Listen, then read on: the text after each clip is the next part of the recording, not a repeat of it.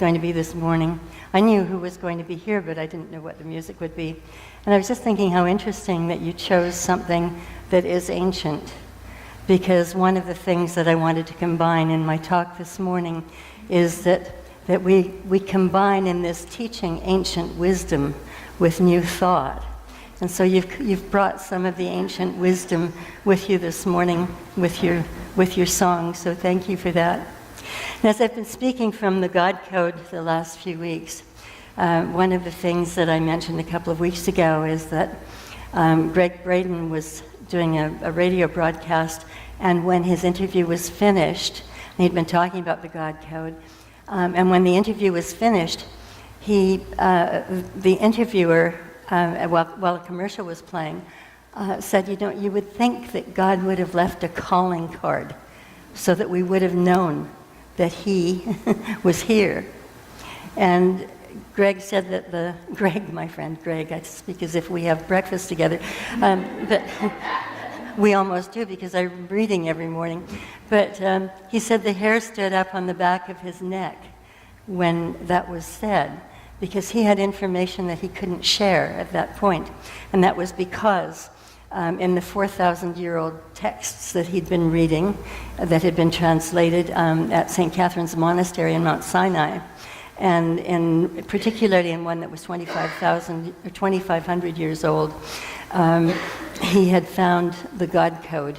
He had found the name of God, which is in the Hebrew teachings, and was spelled in Hebrew YHVH, which is pronounced Yahweh. Now, the Hebrew language doesn't have any vowels in it, and every letter in the alphabet, or in their alphabet, is assigned numbers as well. So depending upon what number is with which letter, you get a specific sound that comes out of it. So he was very excited by that, but more excited by the fact that in research that he'd been doing, and research that Bruce Lipton was doing, that they had discovered that in our DNA is the God Code, that hydrogen, nitrogen, oxygen, and carbon make up our bodies. And so the letters that are in our bodies are YHVG, which means eternal God within. And he said to find that in the body it was so exciting for them, but they had to do a lot of research before they could announce anything like this. And of course, Greg Braden speaks about this now when he travels, as does Bruce Lipton, and he writes about it. So it goes back into ancient times and into an ancient language. And the thing is that those letters are not, specifically the Hebrew ones, are not what is seen in our DNA. What is seen are the symbols for hydrogen, nitrogen, oxygen, and carbon.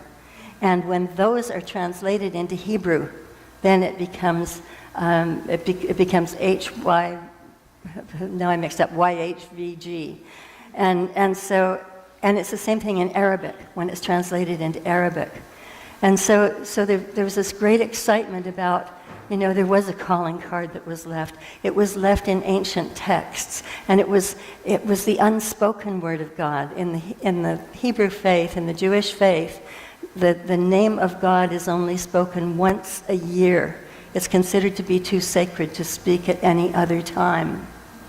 And I was thinking about this yesterday because I did a wedding many years ago. I was the officiant, and the bride was Catholic and the groom was Jewish. And so they wanted me to do the wedding. They wanted both the Catholic priest and the rabbi to bless the wedding at the end, which they did. And the priest did his thing, which was what I expected and was very beautiful.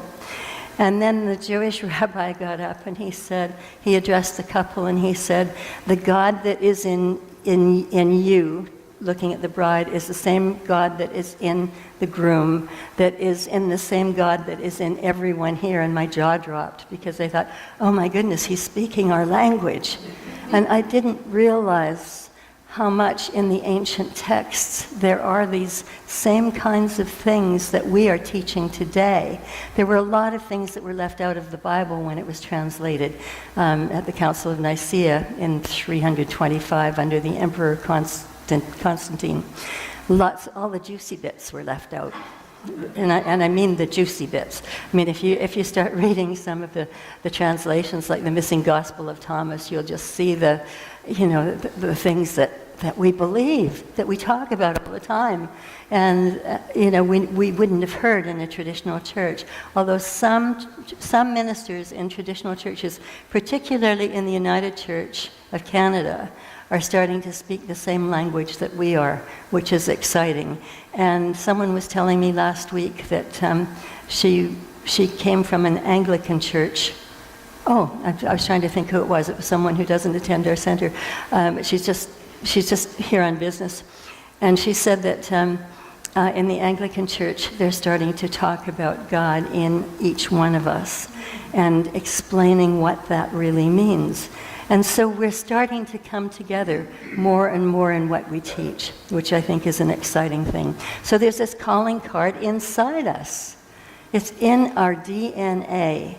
And that means that this presence that we've talked about so much, this God within us, is in every cell of our bodies. It's just been hidden there, the secret, for a long, long time. Not intentionally hidden. It just never made it through well, maybe intentionally. It never made it through the translation. How can you control people if they think that they're God itself, if they think that they are part of God? So in my mind, that's what's happened. That these various religions that have sprung up because there were those who wanted to control those who didn't have this information. And so it reminded me of a story which you probably remember, that God had this big meeting with his closest angels. And his most brilliant angel who was there was named Gloria. And God said, I have the secret of life and I have to hide it somewhere. And I don't know where to hide it, that it can't be found by humanity.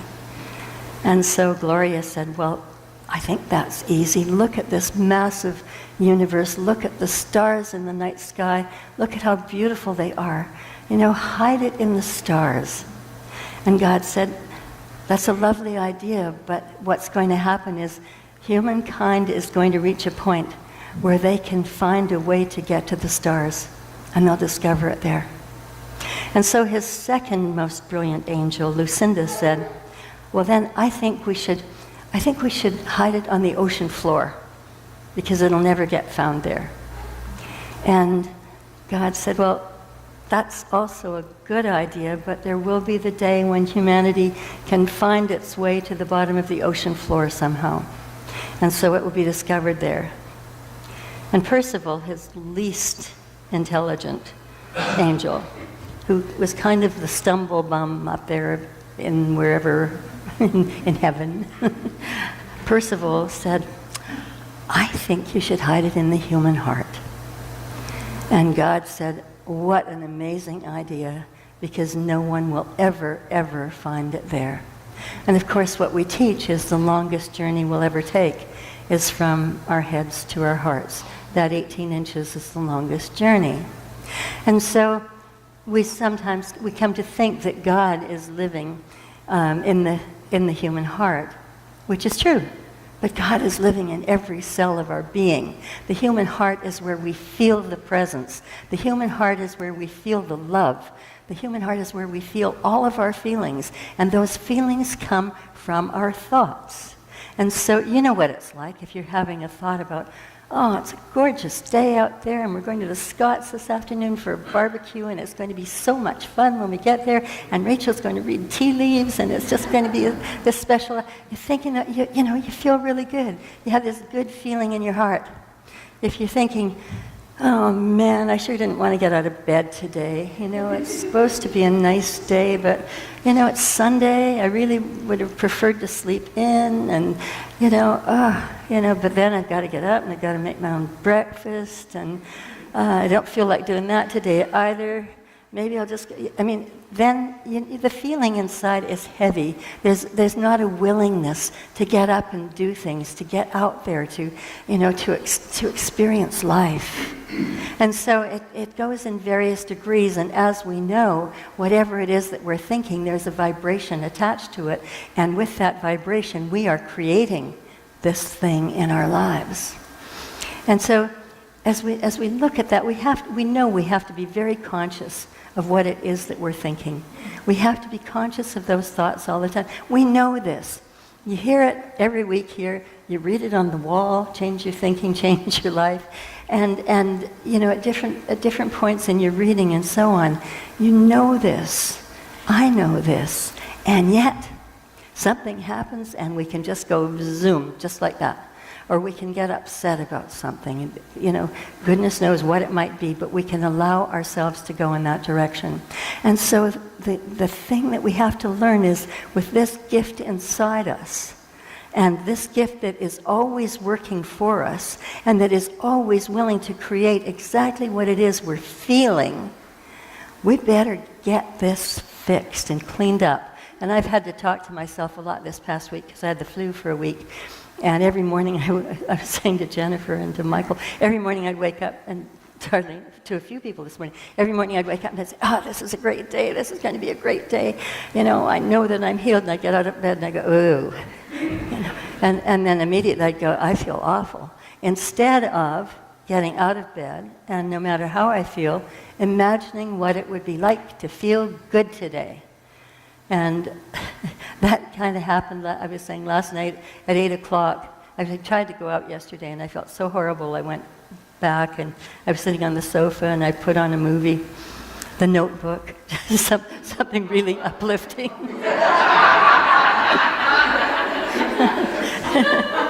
And I was sitting there, tears streaming down my cheeks. I was sobbing out loud. I don't usually do that in a movie. I was sobbing. And all of a sudden, I just felt this heat come pouring through the top of my head and down through my body. And my vision cleared, because my eyes had been infected, and my vision was a bit blurry. My vision cleared like that. I could see the television screen clearly. And I knew that this bug was gone. And it was sudden. It was like that. And I was thinking, well, what made this happen? And I thought, while I was sitting there, I thought, I feel really good when I'm sitting down, so that was a start. But it was more than feeling really good when I was sitting down. My heart had opened up so much with this movie, and I was feeling so much love because of the story and the storyline, which is just so incredible. And all of that worked together, and there was just this instant healing. And I thought, it's a miracle. It was like I could feel somebody praying for me. I could feel prayer going through my body. I could feel the presence within. And I thought, oh man, I had to wait this long to do this. I had to let myself go through this. What in me wanted to suffer this week? And I let myself do it. So it's that simple. And the thing is, we need to really be aware of this. And so I want to share a story with you this morning that Ernest Holmes and his colleague, he was actually a protege of Ernest Holmes, Bill Hornaday, a story that they both write about. And they had offices in the Holmes Institute in Los Angeles. And the offices were fairly modest at the time. And they had plans for building a big church, but anyway, they had modest offices. And Dr. Holmes and Dr. Hornaday were sitting chatting with one another about what their work was going to be that day. And their secretary came in and said, there's a cab driver here who wants to talk to one of you. And she had this note from a member of their congregation. And this note said, I want to introduce you to Julius, who is the most negative person I've ever met in my life.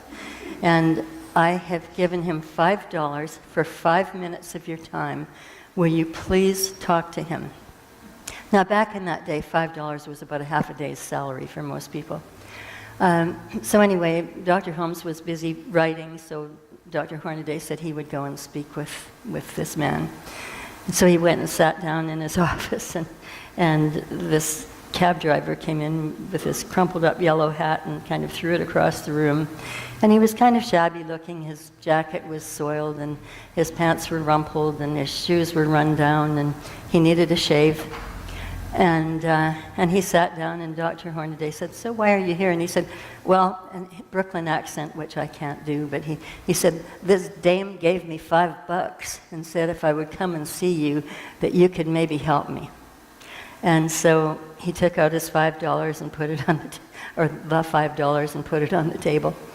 And Dr. Hornaday said, "So what's going on?" He said, "I'm driving a cab, and I'm not making ends meet." And Dr. Hornaday said, "I detect a Brooklyn accent. Is that where you're from?" And he said, yeah. He said, "My wife got tired of the weather on the East Coast, and she wanted to move to Los Angeles, where we have lots of sunshine." And he said, "But sunshine, there's no sun. All there is that dirty brown smog out there."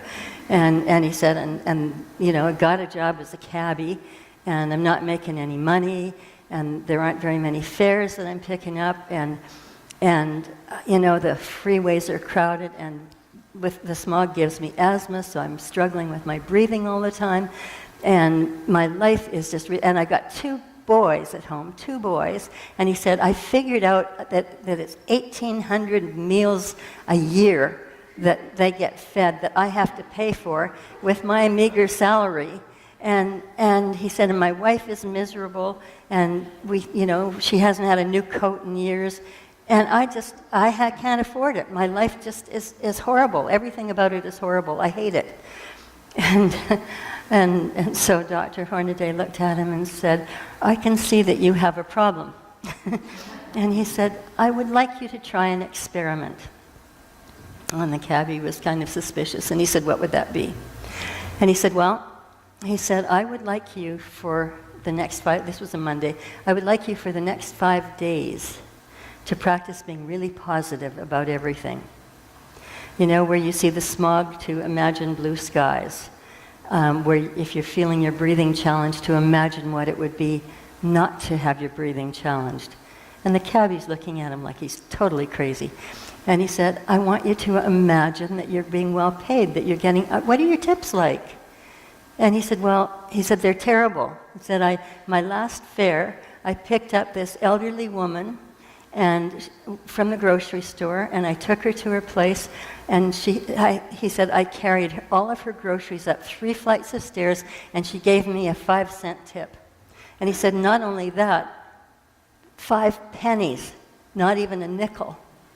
And so Dr. Hornaday said, "Okay, well, let's have a look at things." He said, "First of all, I think what you need to do in terms of changing your attitude is also changing your appearance a bit." He said, "I think you need to shave in the morning."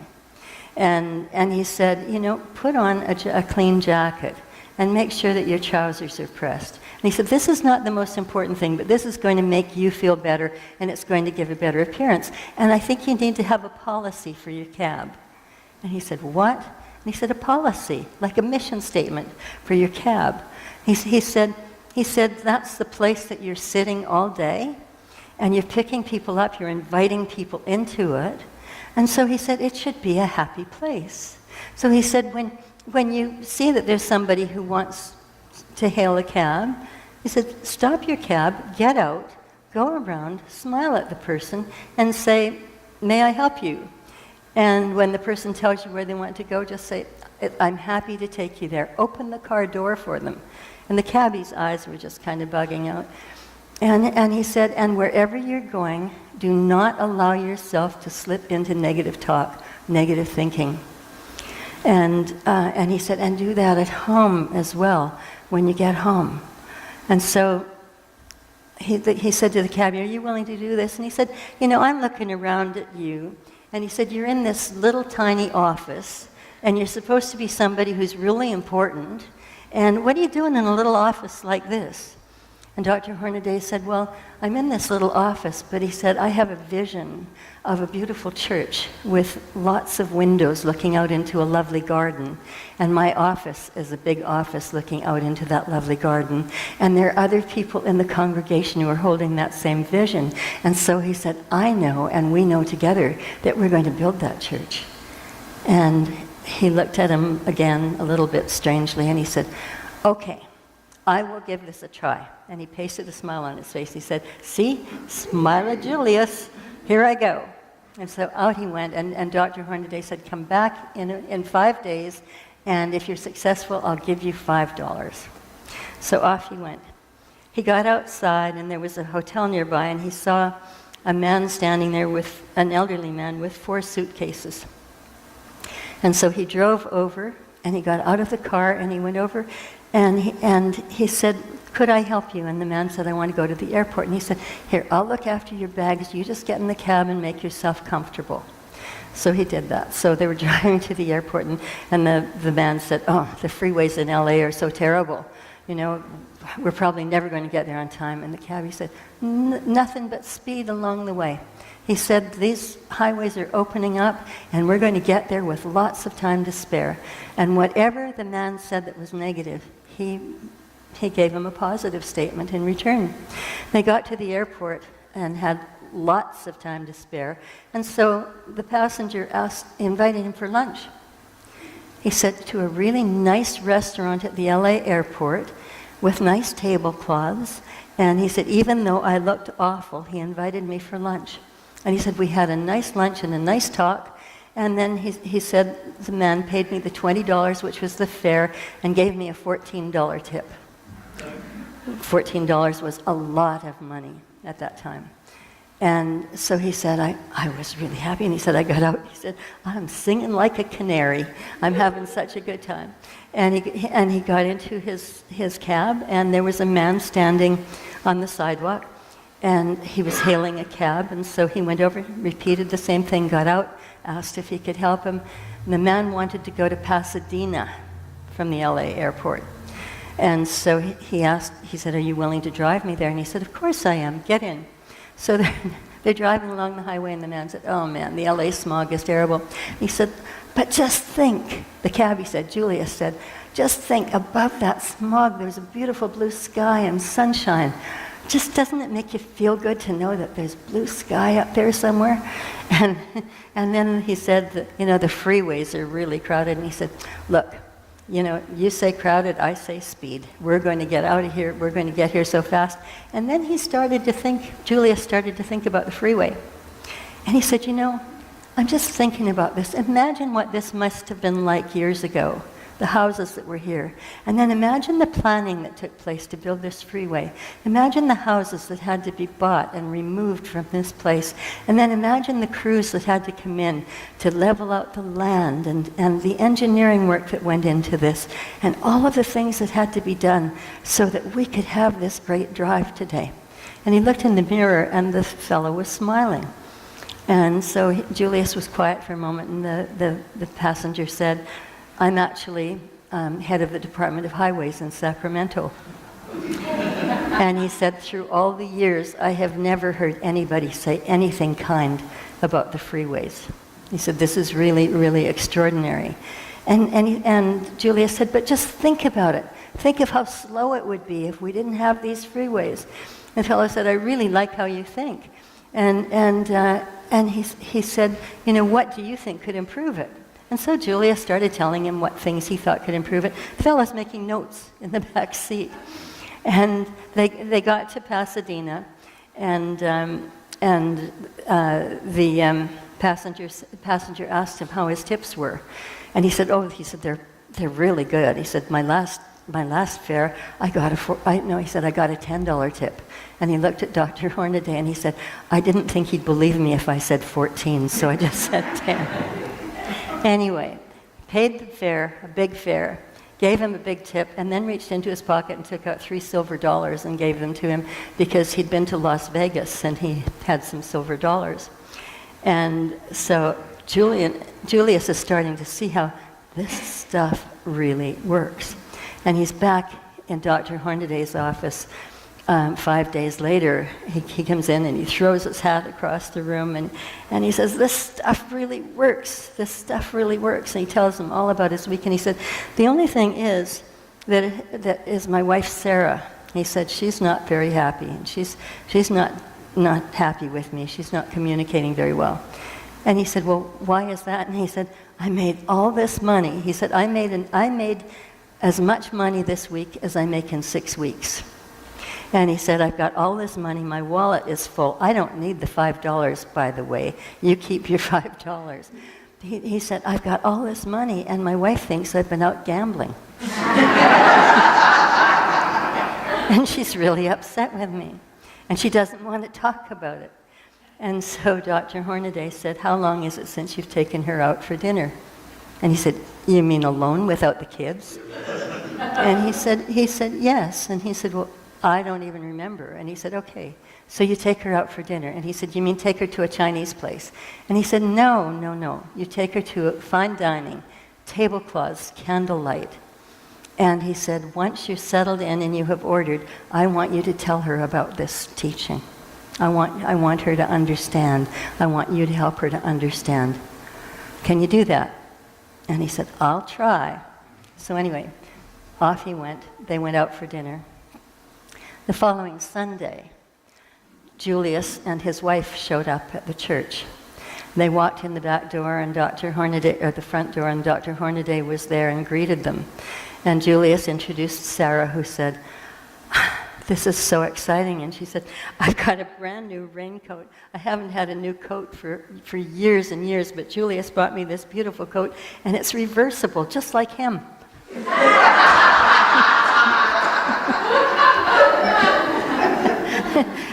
She said, this is the man I knew before we got married. She said, it's just like we're just courting again. She said, I'm so happy. She said, everything in our lives has changed in a few days. And Dr. Hornaday just smiled. And he and Ernest Holmes were talking later and said, this truly was the most negative person they had ever met.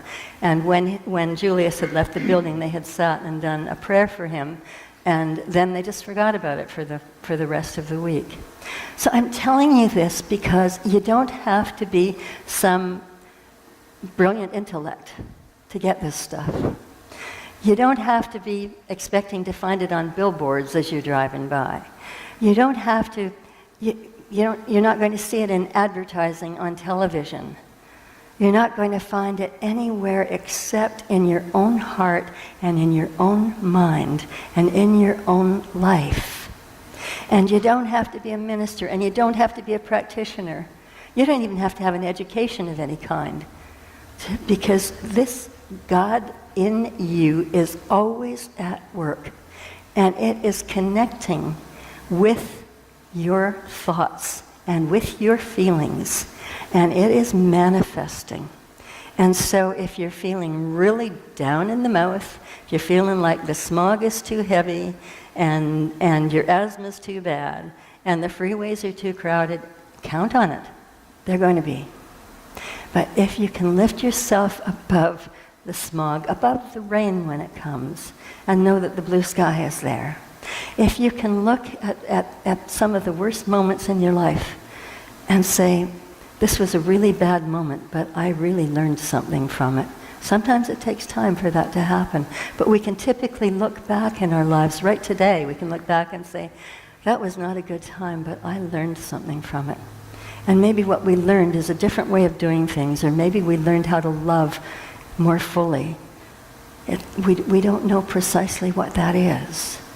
But the thing is, it exists, it is real, it is within us. It's within us, and the thing is, a lot of people, 2 billion people in the world are considered to be Christian.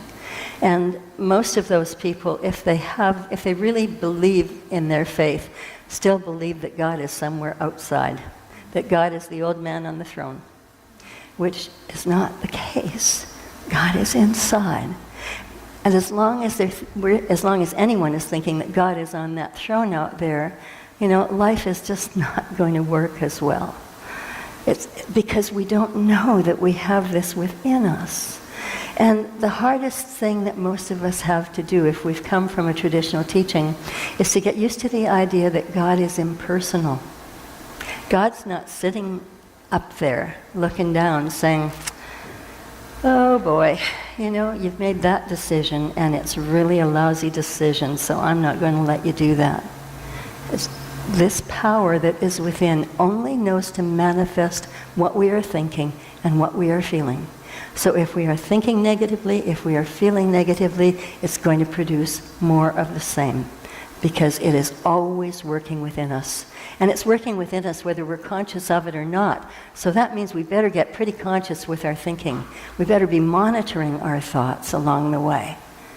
And it's hard to give up the idea maybe that there isn't this loving God, this old man sitting up there on a throne, that when we're feeling really down and out, oh, I just want to climb up into the lap of God and be held.